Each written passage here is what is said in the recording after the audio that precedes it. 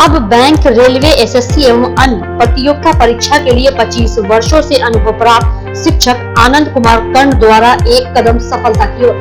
अपनी सफलता सुनिश्चित करने हेतु आइए आज ही ज्वाइन करें कर्ण क्लासेस, नाग मंदिर, मिश्रा टोला, दरभंगा।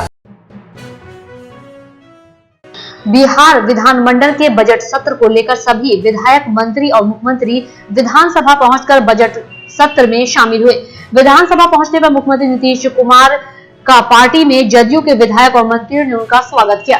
विधानसभा अध्यक्ष विजय कुमार सिन्हा के कक्ष में पहुंचे और उन्होंने सत्र की शुरुआत के लिए स्वागत किया। मुख्यमंत्री के बाद डिप्टी सीएम तारकेश्वर प्रसाद भी विधानसभा पहुंचे। विधानसभा पहुंचकर बीजेपी के विधायक ने उनका स्वागत किया। उनके संसदीय कार्य मंत्री विजय कुमार चौधरी भी मौजूद रहे। वहीं मुख्यमंत्री, उप मुख्यमंत्री तारकेश्वर प्रसाद ने भी विधानसभा अध्यक्ष और अवधेश नारायण सिंह से मुलाकात की। बिहार विधानमंडल के बजट सत्र की शुरुआत के पहले ही दिन महंगाई का मुद्दा गर्म दिखा। विधानसभा पहुंचे आरजेडी और कांग्रेस के विधायक से महंगाई के मुद्दे पर केंद्र और राज्य सरकार को घेरते हुए नजर आए, लेकिन कांग्रेस के विधायक प्रतिमा कुमारी ने विधानसभा परिसर में ही लकड़ी का चूल्हा लेकर अपना विरोध जताना शुरू कर दिया। दरअसल कांग्रेस के विधायक शकील खान लकड़ी का चूल्हा लेकर विधानसभा पहुंचे थे। कांग्रेस की महिला विधायक प्रतिमा कुमारी ने विधानमंडल परिसर में चूल्हा जलाना शुरू कर दिया। वहीं आपको बता दें कि राजा पाकड़ से कांग्रेस की विधायक पहली बार चुनाव जीतकर सदन में आई हैं और रसोई गैस की बड़ी कीमतें उन्हें परेशान कर रही है। सरकार के खिलाफ चूल्हा जलाने का फैसला लिया और सरकार को घेरने के लिए विरोधी दल के विधायक लगातार नए नए हथकंडे अपना रहे हैं। कोई साइकिल से विधानसभा पहुंच रहा है तो कोई विधानसभा के बाहर चूल्हा जला रहा है। आज आप तमाम लोग जानते हैं, देश के किसान दिल्ली के बॉर्डर पर आज 75-76 दिन से लगातार आंदोलन कर रहा है। ये भारत की सरकार ने, ये नरेंद्र मोदी की सरकार ने जो 3 काला कानून लाने जा रहा है, इसके खिलाफ हम लोग आंदोलन सदन के बाहर भी कर रहे हैं और सदन के अंदर भी करेंगे। और हम चाहते हैं बिहार के अंदर भी ये सदन में बिहार सरकार कृषि बिल के खिलाफ कानून लाए। पहली सरकार है, भाजपा की सरकार, मिली जुली सरकार, इनको ये सुनना पड़ेगा कि आखिर क्या बचा हम लोग के पास। कुछ तो बचा नहीं है देश की जनता के सामने। तो भाई अपनी पुरानी विधि में लौटते हैं, अपनी पुरानी विधि में लौटते हैं। और हम तो एक तालिका भी लाए हैं कि 2014 में क्या कीमतें थी और 2020 में क्या कीमतें हो गई। तो पुराना अपना पूरा देश इस्तेमाल कर रहा है और अब स्थिति वो बची नहीं है। भाजपा ने ये स्थिति बचाई नहीं है कि साहब तेल की, पेट्रोल की कीमत बढ़ गई, गैस की कीमत बढ़ गई और इतनी ज़्यादा बढ़ी है कि अब क्या चारा है देश की जनता के सामने। इसी परंपरागत तरीके से लौटने के अलावा कोई चारा नहीं बचा है। भाजपा ने देश को बहुत ही कमज़ोर किया। बिहार विधानमंडल के बजट सत्र के पहले दिन विपक्ष के तेवर गर्म दिख रहे थे। विपक्ष दल के लगातार अलग अलग मुद्दे पर सरकार के खिलाफ प्रदर्शन कर रहे वाम दल के विधायकों ने आज किसान आंदोलन के समर्थन में और केंद्र सरकार की तरफ से लागू किए गए नए कृषि कानून के खिलाफ विधानसभा के बाहर प्रदर्शन किया। वाम दलों के विधायक के दौरान मीडिया की क्षमता के मुद्दे पर भी केंद्र सरकार को घेरने का प्रयास किया। साथ ही मुजफ्फरपुर में किसानों का धरना प्रदर्शन पर पुलिसिया कार्रवाई को लेकर उन्होंने विरोध जताया। धरना चल रहा था, तीनों कृषि कानून को वापस लेना होगा। इस मुद्दे को हम लोग विधानसभा में उठाएंगे।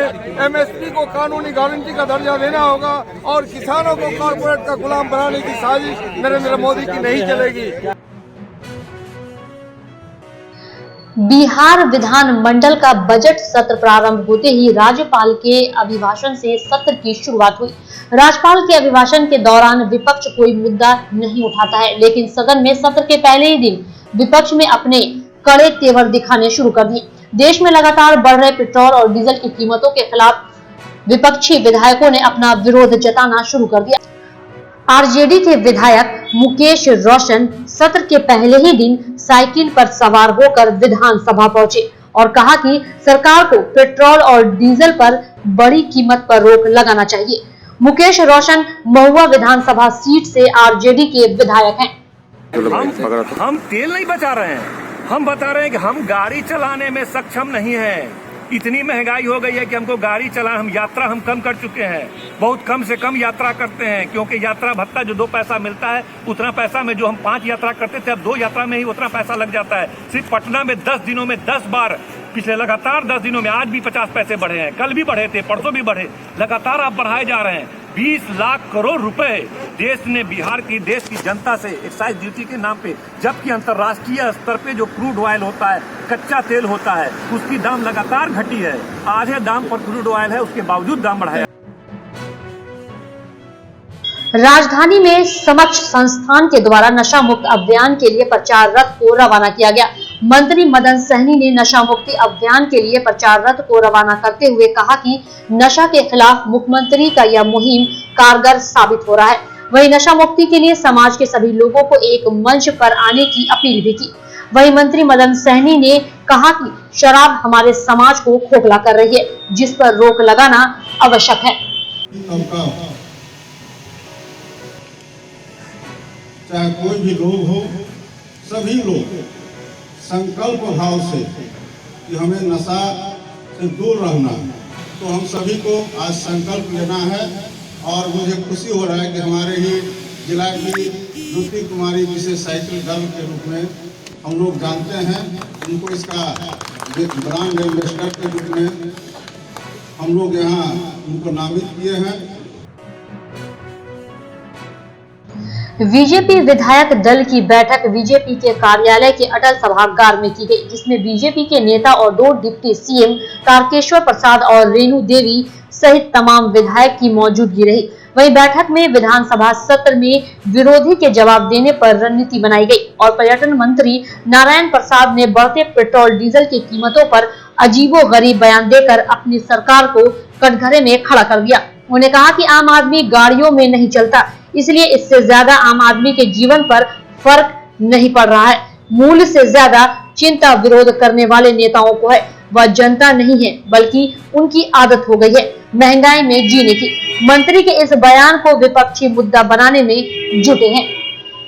कुछ लोग साइकिल से गया था, वो 1 दिन 2 दिन का बात है। उनको दिखाने के लिए गया था, अपना इम्पोर्टेंस बढ़ाने के लिए गया था, जनता को दिखाने के लिए। लेकिन तेल का दाम जो बढ़ोतरी होगा तो थोड़ा सा असर पड़ेगा ही। और पुनः इस पर जो हमारे लोग इस पर चिंतन कर रहे हैं, मनन कर रहे हैं, और कोई ना कोई रास्ता निकलेगा। लोग तो बस से चलते हैं, ट्रेन से चलते हैं, तो खास लोग आपको गाड़ी से तो सर उसके भाड़ा में परिवर्तन तो बढ़ेगा ना सर, भाड़ा तो बढ़ेगा ना, प्रभाव तो पड़ ही रहा है। आंशिक रूप से थोड़ा सा बढ़ सकता है। त्राहिमाम कर रही है जनता। नहीं, ऐसी बात नहीं है कि जनता त्राहिमाम कर रही है, नेता त्राहिमाम कर रहे हैं। सर आपको असर नहीं हो रहा है? आपको असर नहीं पड़ रहा है? इतनी महंगा पेट्रोल हो गया, डीजल हो गया। असर तो थोड़ा सा तो आंशिक रूप में आता ही है। कोई चीज़ बढ़ता है तो आंशिक रूप में तो थोड़ा आता ही। तो जनता को भी तो असर पड़ेगा सर, आप बोल रहे हैं। जनता जो आ जाती है, आदत हो जाता है, सरकार जो बजट लाती है उसको महसूस करती है कि बजट जो आया है तो किसी कारणवश आया है। महंगाई की आदत अब जनता को हो गई। जी। राज्यपाल ने सरकार के द्वारा दिए गए अभिभाषण को पढ़ा, उसके बाद विपक्षी विरोध के मूड में आ गए। तेजस्वी यादव ने पूरी तरह से यह झूठ का पुलिंदा बताया। किसान आंदोलन में सैकड़ों किसानों की मृत्यु हुई है और सदन में मौन रखने की मांग की, लेकिन इस पर भी सरकार ने अपना पक्ष नहीं रखा। यह साबित हो गया है कि यह लोग पूरी तरह किसान के विरोधी हैं। वहीं तेजस्वी यादव ने कहा कि मैट्रिक की परीक्षा चल रही है, सोशल साइंस का पेपर लीक हो गया, लेकिन शिक्षा मंत्री को इसकी जानकारी भी नहीं है। बिहार में ऐसा कोई परीक्षा नहीं जिसका पेपर लीक नहीं होता। उन्होंने सरकार को इस मामले में लिप्त होने का आरोप लगाया। वहीं मुख्यमंत्री की अंतरात्मा बंगाल की खाड़ी में डूब गई है की बात कही।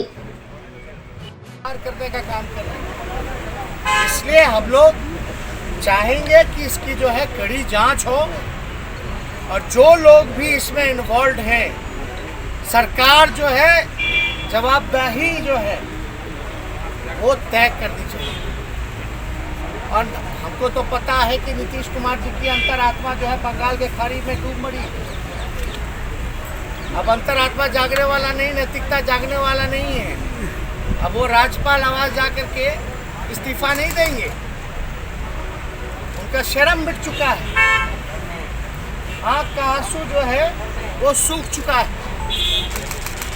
उनको चिंता बिहार की नहीं बल्कि उनको चिंता अपनी कुर्सी की नकार दिया गया।